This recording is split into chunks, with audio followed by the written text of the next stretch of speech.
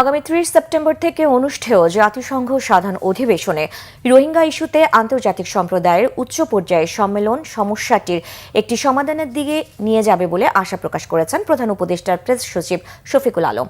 বাংলাদেশের পররাষ্ট্রনীতি অন্য একটি দেশের উপর নির্ভরশীল ছিল বলে রোহিঙ্গা সমস্যাটি চাপা পড়ে গিয়েছিল।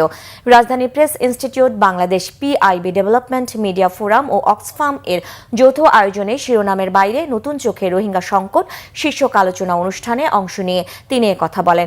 জাতিসংঘের সাধারণ অধিবেশনে যোগ দিতে সফর সঙ্গী হিসেবে মাত্র ৩টি রাজনৈতিক দলের প্রতিনিধি নির্বাচন প্রসঙ্গে শফিকুল আলম আরও বলেন, জাতিসংঘের এই অধিবেশন ৩ মাস ব্যাপী চলবে। ৩টি রাজনৈতিক দলের প্রতিনিধিরা দেশে ফিরলে নতুন করে অন্য দলের প্রতিনিধিদের সেখানে পাঠানো যায় কিনা সেটি সরকার ভেবে দেখবে বলেও জানান প্রেস সচিব।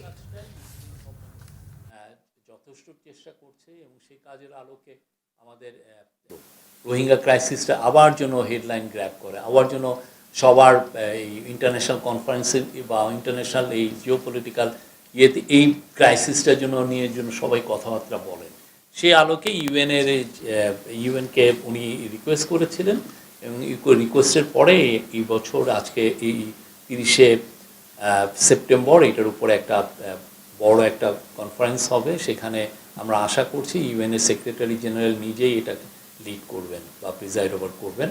সেখানে আমাদের চিফ অ্যাডভাইজার কথা বলবেন, অনেকগুলো দেশ থাকবে, যারাই এখানে এই পুরো এটার সাথে যাদের ইন্টারেস্ট আছে তারা সবাই থাকবেন। আরও আমরা আশা করছি অনেকগুলো দেশ, 150 উপরে দেশ থাকবেন, এরা এখানে ইন্টারেস্ট করবেন। এটা একটা খুব বড়, এটা কোনো সাইড ইভেন্ট না, এটা একটা মেইন ইভেন্টগুলোর একটা